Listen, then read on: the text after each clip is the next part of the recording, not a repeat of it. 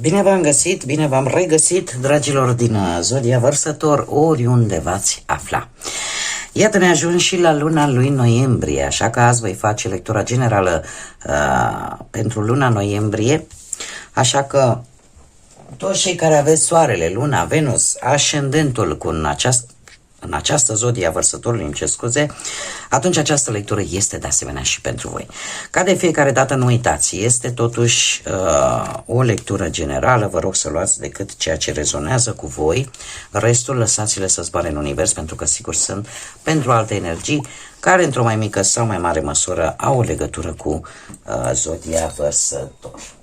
Înainte de a începe lectura cărților, așa cum a devenit o obișnuință la începutul fiecarei luni, în ultima vreme, am zis să vă spicuiesc așa, să vă spun câteva informații, zic eu, importante de știut pe partea asta astrologică, da? Să vedem cum ne afectează mișcarea planetelor, vai, ce cu mine de mă bâlbâi, mii de scuze. Deci, haideți să vedem ce ne spune astrologia pentru această lună noiembrie și ca și evenimente astrale, zic eu, importante, sau cel puțin cele care eu am considerat că sunt importante de știut. Avem o lună plină în Taur. O lună plină în Taur care cumva va genera așa o mai mare atenție vis-a-vis de resurse, vis-a-vis de bănuți, de posesiuni și de legături. Legături cu ceilalți, că sunt ele sentimentale, că sunt ele sociale, o mai mare atenție la acest aspect. Avem desigur o lună nouă în Scorpion undeva pe 20 noiembrie, care desigur vine și zice, știi, ia uită-te atent ce ai tu de încheiat în acest moment. Ce capitole trebuie să închei, ce situații trebuie să rezolvi în așa fel încât să fii pregătit atunci când vor veni lucruri noi în viața noastră, a tuturor și cumva să schimbă un pic și modul în care gândești, modul în care vezi viața în general. Avem de asemenea și în sfârșit Saturn se pune în mers direct în Pești pe 28 noiembrie, ceea ce aduce procesarea unor conflicte, o gândire mult mai amănunțită, o atenție mult mai amănunțită în ceea ce privește anumite tensiuni, anumite conflicte care parcă se tot mențin și care te vor ajuta foarte mult să te desprinzi cumva de acele situații, de acele legături care sunt destul de nocive, destul de toxice pentru voi. De asemenea avem pe Mercur, un Mercur retrograd în Săgetător. Aici trebuie să fac o mică atenționare, mai ales pentru cei care aveți un ascendent într-o zodie de foc, indiferent că e berbec, leu sau săgetător. Nu este o lună foarte bună pe planul ăsta al discuțiilor în contradictoriu sau în tensiunile astea care sunt inerente până la urmă, la un moment dat tot apar cu diferite persoane. Încercați să evitați conflictele pe cât posibil în această lună, cel puțin până iese din retrogradare Mercur, după data de 29 noiembrie, când va intra în mers direct cum să zic eu, când va intra în mers direct în altă zodie și atunci lucrurile se vor desfășura un pic cu mai multă claritate, da? De asemenea, cu ce mai vine acest Mercur retrograd în Săgetător? Păi vine în primul rând cu planuri de viitor și felul în care noi le gândim.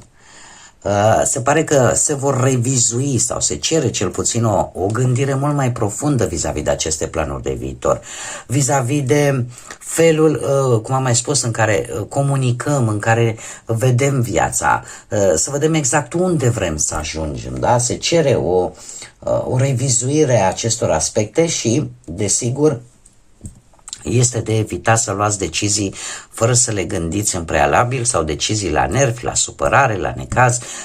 Ar fi bine mai ales dacă aveți, cum am mai spus, ascendent în aceste zodii de foc.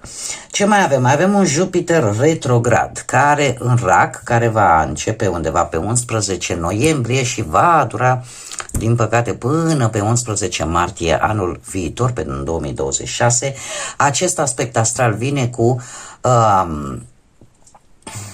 o readucere aminte a unor experiențe, pot fi chiar dureroase, din trecut, dar care ori se reîntorc în viața noastră, tocmai pentru că trebuie să fie totuși finalizate, să nu mai fie ascunse sub preș, ori pur și simplu apare o readucere aminte tocmai pentru a vedea exact, domne, am învățat ceva din ce s-a întâmplat în trecut sau nu.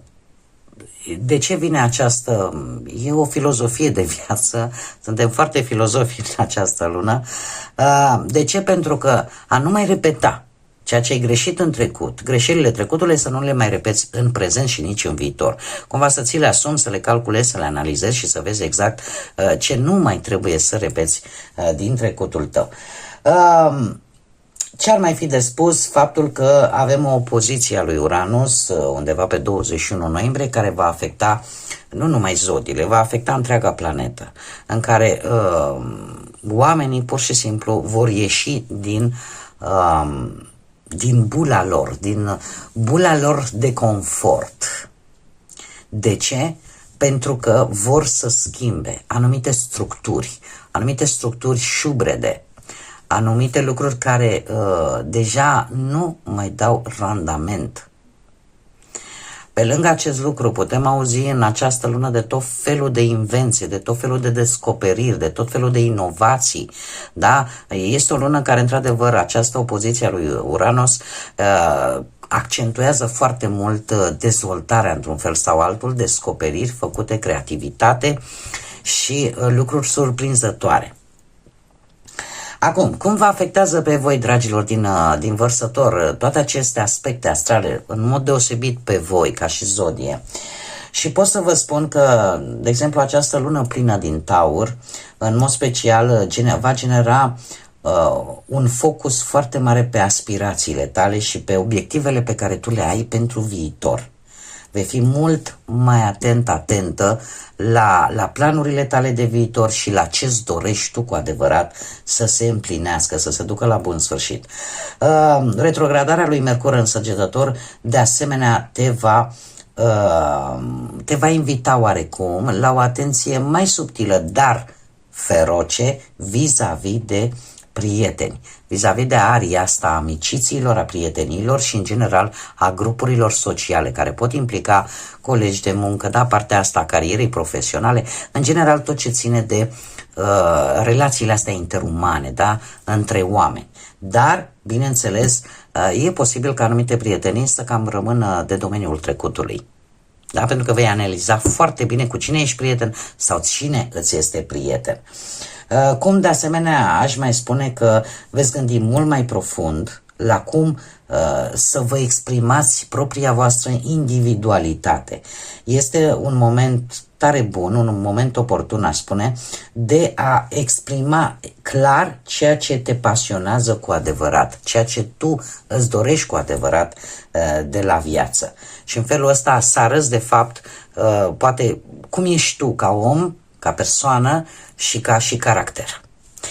Acum putem să trecem la cărțile noastre și să vedem. Prima săptămână întreagă din noiembrie vine cu Săgeata și ne zice așa că se pare că vei primi semnale că ești pe calea cea bună, că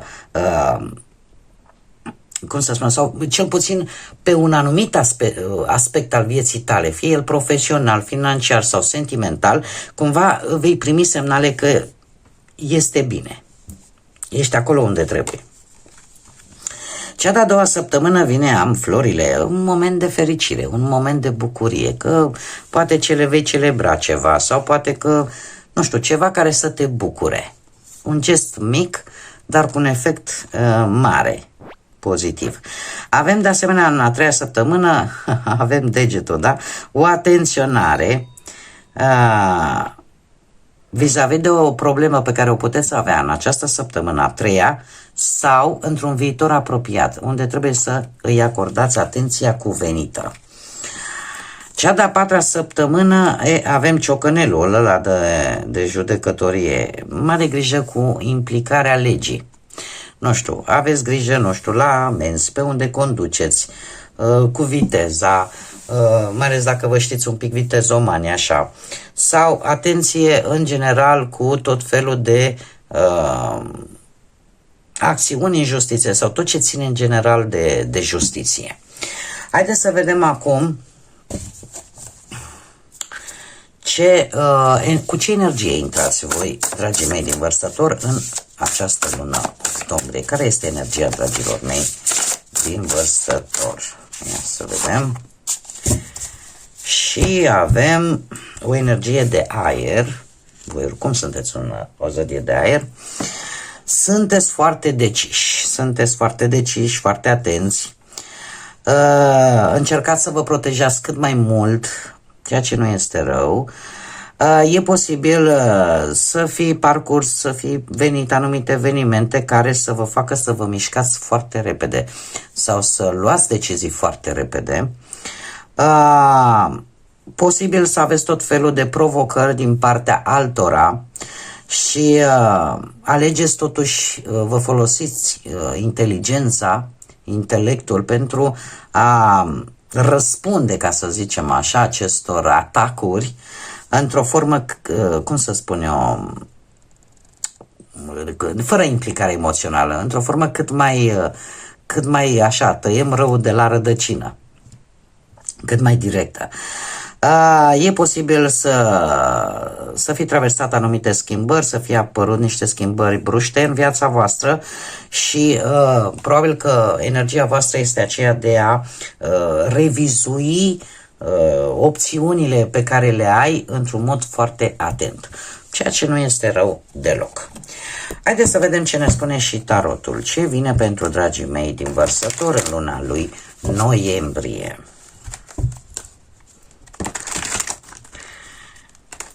Dacă începeți cu această energie, bine ar fi să o țineți tot așa. Pentru că luna asta, luna noiembrie, este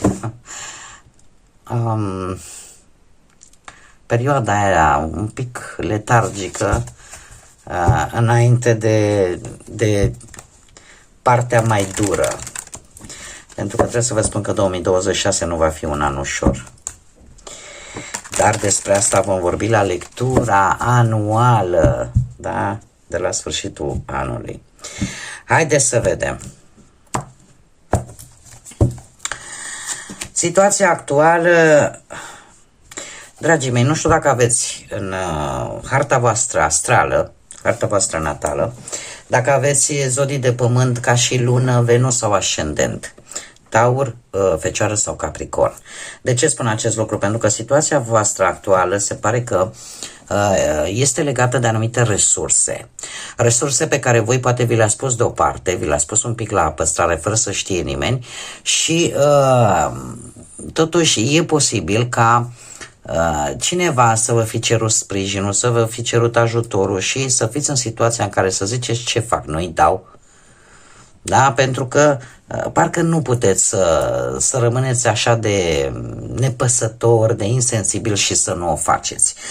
Cum de-al minteri, dacă nu aveți nicio legătură voi personal cu aceste zodii de pământ, poate că voi sunteți în situația în care să cereți sprijinul unui personaj, de regulă că e o mămică, că e o soră mai mare, că e vreo soacră, în general parte feminină, dar e posibil acum să fie și ceva masculin. Este cineva oricum apropiat vouă, cercul vostru intim, care vă poate ajuta și cere sprijinul în rezolvarea unei situații. Pentru că știți că de fiecare dată v-a ajutat sau știți că de fiecare dată a fost acolo când ați avut nevoie. De asemenea, această situație actuală poate implica un posibil progres pe partea asta carierei. E posibil ca cineva să joace un rol important în viața voastră și în cariera voastră profesională și de care veți avea nevoie. Veți avea nevoie de ajutorul acestei energii. Așa, în mare, eu aș spune că totuși sunteți economicoși, dacă vorbim de bani. În ceea ce privește relațiile, nu știu, încercați să petreceți probabil cât mai mult timp cu perechea voastră, să ieșiți, să faceți ca lucrurile, să petreceți așa o perioadă destul de bună. împreună cu cel drag, cu cea dragă de lângă voi. În schimb, cei care sunteți singuri, sunteți un pic... nu știți cum să faceți să atrageți atenția unui anumit personaj. Considerând poate că nu aveți acea înzestrare de multe calități, ceea ce este cu totul eronat, pentru că, dragilor, aveți ce vă trebuie. Cine vă place fix așa cum sunteți. Așa că dacă, indiferent de ce eforturi depuneți voi ca să atrageți atenția acelei persoane, probabil că nu e persoana aia care pierde. Nu sunteți voi cei care pierdeți, probabil că persoana aia e cea care pierde. Pentru că nu puteți să fiți mai mult decât ceea ce sunteți. Bun. Și trebuie să vă accepte așa. Haideți să mergem mai departe și să vedem.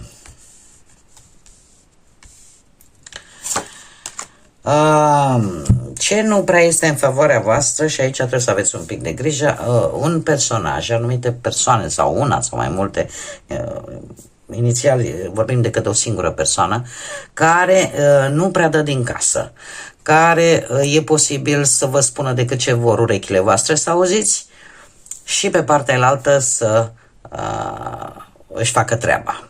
Așa că mare atenție în general la persoanele care nu-și susțin poate punctul de vedere și care vă cântă așa în strună. Aici trebuie să vă ridice niște semne de întrebare. În momentul în care este totuși cineva care, nu are o părere proprie și indiferent ce aș spune eu, domne, e de acord.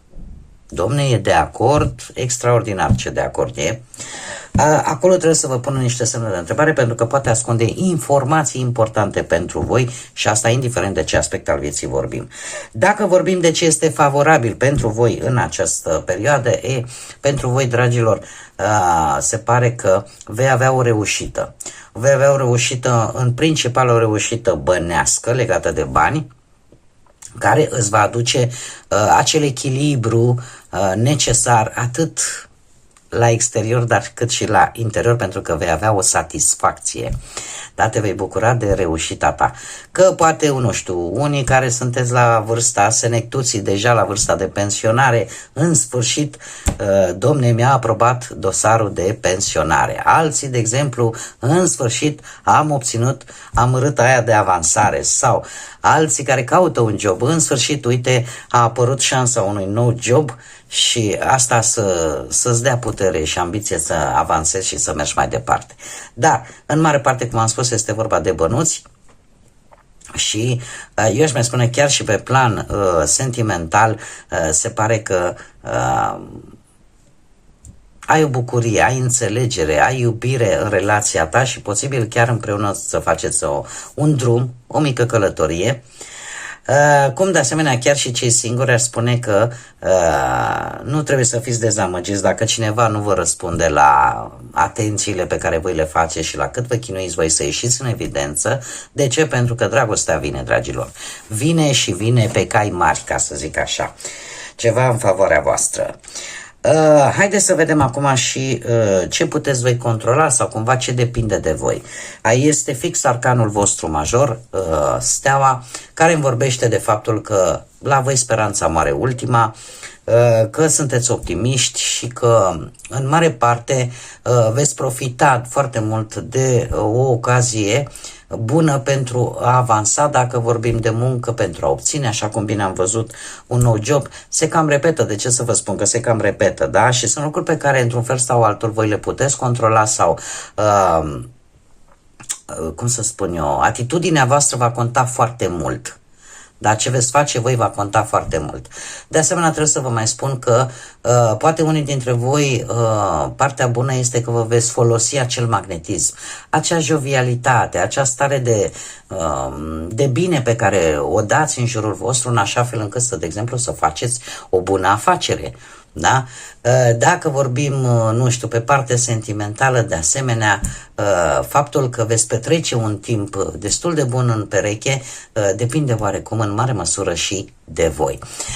Cum desigur aș spune că se insistă oarecum, se repetă, de asta vă spun că se repetă ideea de a nu te mai simți, depinde de tine să renunți la toată nefericirea asta, pentru cei care se regăsesc desigur cu această informație, să renunți la toată această nefericire, pentru că dragostea se îndreaptă, încă o dată se întărește acest aspect că se îndreaptă către voi, așa că nu fiți dezamăgiți. În schimb, ce nu puteți voi controla, un 8 de spade. Dragii mei, ce nu puteți voi controla, acele situații, cred că este e ca un deja vu, prin care mulți dintre voi poate că ați mai trecut. Situațiile în care te simți oarecum pierdut, în care te simți un pic rupt de realitate și în care toate gândurile tale se învârt într-un cer vicios, într-un cer negativ. Cumva eu aș spune că e prea mult spus că nu-l poți controla, doar că e posibil ca unii dintre voi totuși să aibă într-adevăr această problemă. În momentul în care decad, e foarte greu să se ridice de acolo, e foarte greu să iasă din acele situații. Bine ar fi, poate chiar și în general așa, să învingeți totuși această teamă, această negativitate care vă poate bloca și vă poate bloca pe termen destul de lung. Așa că chiar dacă mie pe poziția la ce nu puteți voi controla, totuși e posibil ca voi să percepeți că nu puteți controla, dar în general 8-ul de spade depinde foarte mult de fiecare dintre noi, cum ieșim, cum împăcăm realitatea de pe teren și cu ceea ce noi gândim că este. Mergem mai departe și haideți să vedem ce date importante am pentru voi, dragilor divărsători, în luna lui noiembrie și despre ce poate fi vorba. Și avem ori data de mâine, ia uite surpriză, data de mâine poate să fie de când urmăriți voi această lectură, care ne vorbește de un eveniment plăcut, care ne vorbește de un eveniment în care în sfârșit te poți bucura și tu, orică ți se îndeplinește vreo dorință, orică realizezi tu ceva ce tu ți-ai dorit, cert este că mie mi-apare o bucurie. Și dacă nu e data de mâine, posibil să fie data de 4 sau de 8. Să aibă legătură cu aceste date. Mergem mai departe și am o surpriză pentru voi, dragilor, că e în premieră. Când le folosesc la lecturile generale pe lunare, da, pe lună. Haideți să vedem și ce caracteristici de persoane cu care voi veți interacționa sau care vor avea oarece importanță pentru voi de-a lungul lunii noiembrie. Nu mai folosim litere, de data aceasta folosim caracteristici vizuale. Haideți să vedem. Și avem pe cineva care îi place, probabil poate să fie acum cu tot ce trăim, poate să fie și feminin și masculin, dar este cineva care îi plac buzele roșii. În permanență îi place să-și facă buzele cu ruj și de obicei nuanțe destul de aprinse. Avem pe cineva care posibil să aibă o aluniță frumoasă, atașată, da, cum o avea Marilyn Monroe, de exemplu, da? În speță posibil să o aibă ori în partea laterală a ochiului, stânga-dreapta, mie mi-arată aici undeva pe stânga, dar poate să fie și pe dreapta sau în zona gurii. De asemenea avem pe cineva care îi place să poarte piercinguri, da? La nivelul feței. Avem desigur pe cineva cu părul foarte creț, da? Genul ăla de păr afro, da? Care va avea o importanță pentru voi sau ceva legături.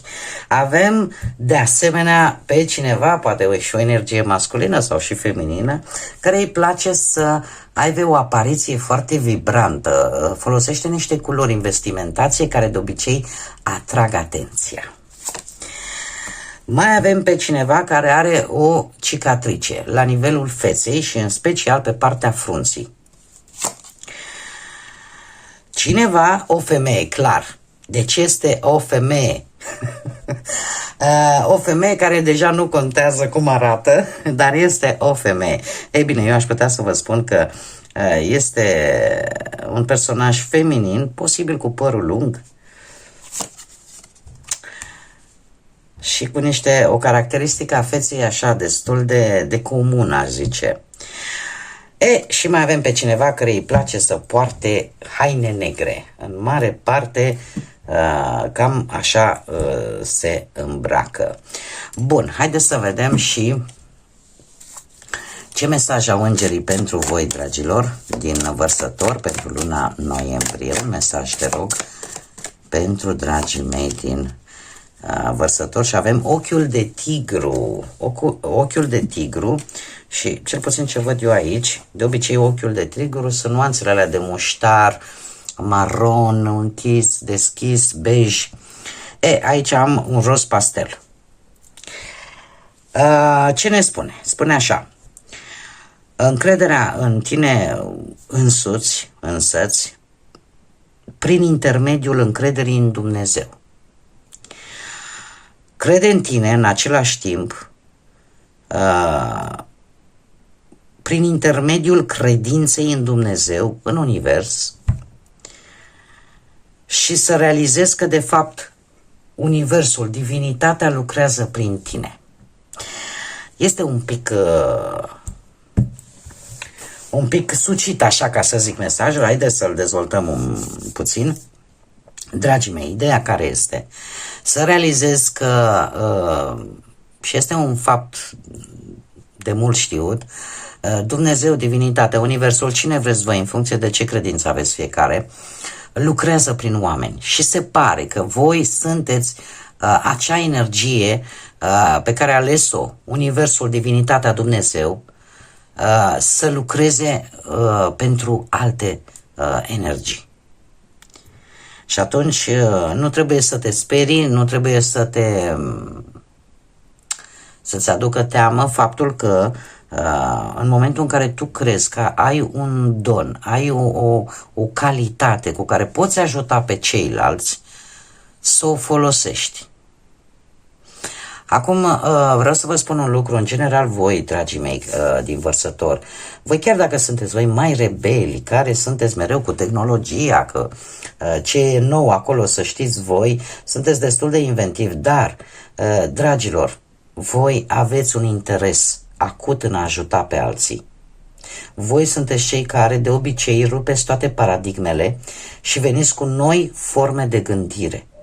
E adevărat că vă valorați foarte mult libertatea și de obicei, dar nu o luați motamo că ia uite ce mi-a zis asta. De obicei încercați oarecum să faceți ceea ce este corect, ceea ce este bine. Da?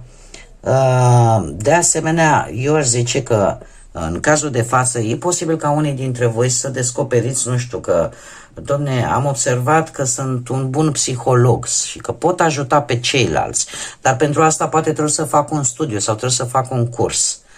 Da? Nu ezitați să nu vă sperie lucrul ăsta, nu mai zic de alte capacități extrasenzoriale pe care le puteți avea. Da? Nu vreau să merg chiar atât de departe, dar în general știi că ai o calitate pe care ai putea să o folosești pentru ceilalți, în folosul celorlalți. E felul lui Dumnezeu, al universului, al divinității, de a-ți spune, știi, prin tine eu vreau să fac bine la atâta lume sau lui Cutărică sau lui altei persoane.